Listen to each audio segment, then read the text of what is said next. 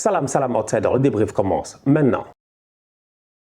Le Real Madrid de Carlo Ancelotti l'emporte aujourd'hui 3-0 face à Elche. Franchement, il faut qu'on soit sérieux. Top performance de la part des Madrilènes. Ce que j'aurais dû vous dire aujourd'hui, c'est le Real Madrid de Carlo Ancelotti l'emporte 7-0 face à Elche. Parce que ces Madrilènes-là, ils ont marqué 3 buts qui étaient malheureusement hors-jeu. Et la vérité, elle est là. Un hors-jeu, c'est un hors-jeu. Cependant, ça ne change en rien sur la belle performance de la part de cette équipe-là. Et aujourd'hui, Carlo Ancelotti, normalement, quand il va dans les vestiaires, il doit être satisfait. Il doit être satisfait. Le Real vient d'enchaîner, je dis bien le Classico. Juste avant ça, en Ligue des Champions, ils ont réussi à se qualifier au deuxième tour en 4 matchs. Aujourd'hui, en Liga, jusqu'à présent, ils sont invaincus. Ils ont 10 matchs joués, 9 victoires, 1 match nul. C'est un Real, je dis bien, qui est une machine qui est partie pour peut-être faire un doublé cette saison. La vérité, elle est là. Parce que réellement, si tu regardes bien, jusqu'à la fin octobre, donc du coup, jusqu'avant la Coupe du Monde, en réalité, le Real n'a que des échéances qui sont importantes en championnat.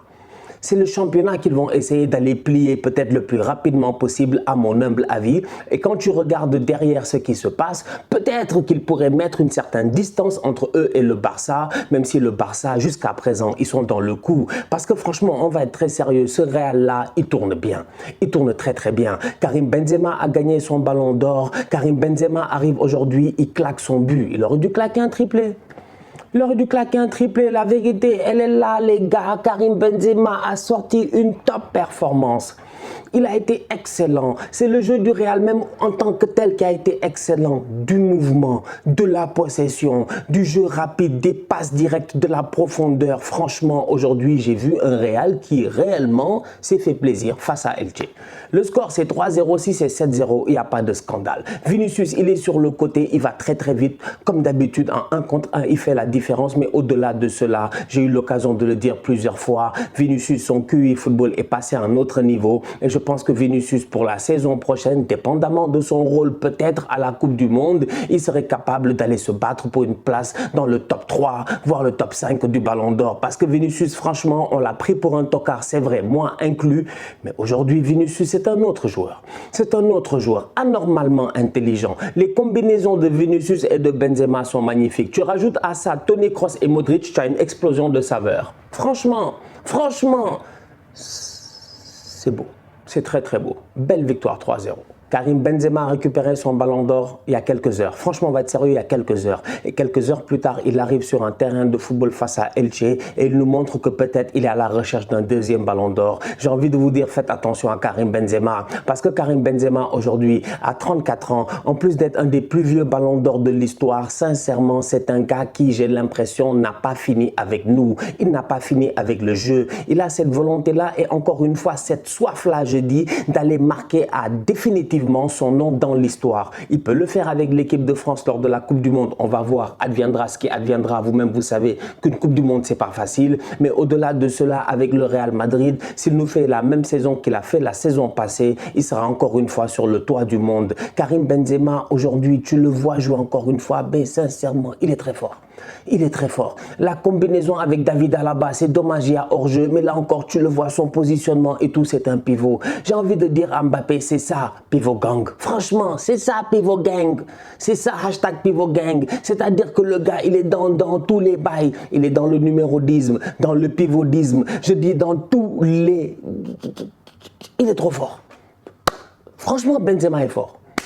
C'est son but là, c'est son but. Il construit son but, il cherche son 1-2, il donne le ballon, il redonne, il prend l'espace, il voit le positionnement. Il a déjà identifié l'espace avant même qu'il récupère le ballon. Il est trop intelligent, il est en avance, je dis bien, sur un terrain de football et face à des tocards comme les gars de Elche aujourd'hui. Même s'ils ont essayé quand même, franchement, ils ont essayé. Mais tu sens que bon, Elche, c'est voilà, c'est pas pour rien qu'ils sont dans le fond fin du classement. Et ben Benzema, il se fait plaisir. Franchement, il est affûté comme jamais, au top de sa forme. Le match qu'il fait aujourd'hui, c'est un très très beau match. Franchement, un très très beau match.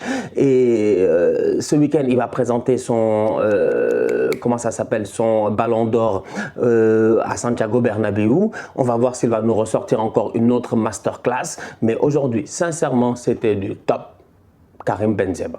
Modric et Toni Kroos continuent à faire leur boulot, franchement, aucun problème. Tchouaméni, il est rentré, il a fait un grand match. Il est rentré, ce qu'il a fait là, moi, ça m'a suffi. C'est ça qui m'intéresse. Que les boys là, ils sont bons. Eux, leur seul problème, c'est des problèmes offensifs.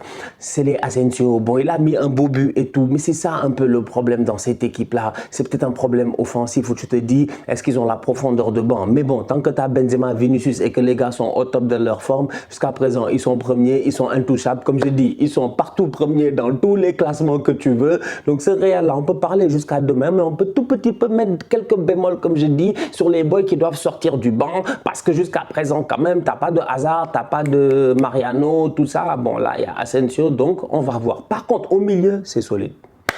Kroos, Modric comme d'hab, solide, sans stress. Fede Valverde, il vient, il claque son but, il n'a pas de problème. Ancelotti avait dit ici qu'il allait arrêter d'entraîner ou il allait perdre sa licence ou je ne sais même plus quel pari il avait fait si Valverde ne claquait pas une dizaine de buts. J'ai envie de lui dire que Valverde va claquer ses 10 buts.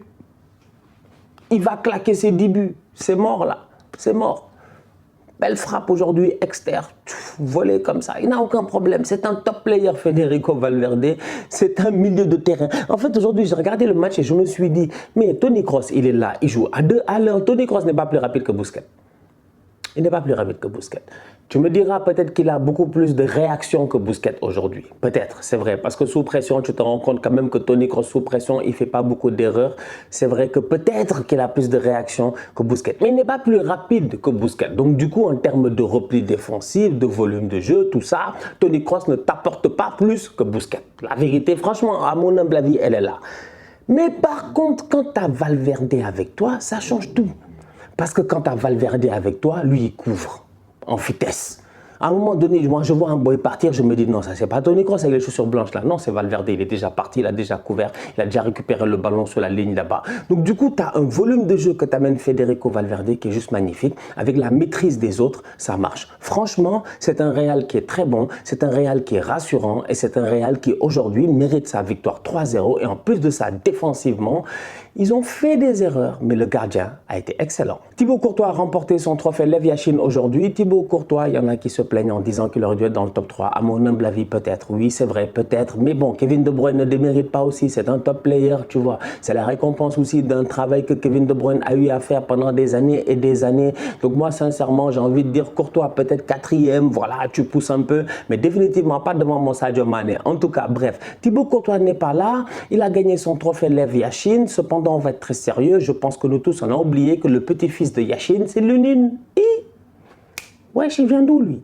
Mais le boy Lunin, ces temps-ci, ça fait quelques matchs, il l'enchaîne et il se fait plaisir. Il se fait plaisir. Franchement, il se fait plaisir. Aujourd'hui, il fait un clean sheet de valeur. Un clean sheet de valeur parce que Elche, il se crée des occasions de temps en temps. Eder Militao au deuxième poteau, il doit être plus vigilant. Le boy, il vient, il claque sa tête. L'arrêt, il est parfait. Il y a une frappe là en première mi-temps. Le boy, il a pris la balle.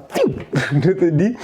L'arrêt est sensationnel. Donc aujourd'hui, tu te rends compte qu'il y a vraiment un Lunin qui est, voilà, un Lunin qui est au top.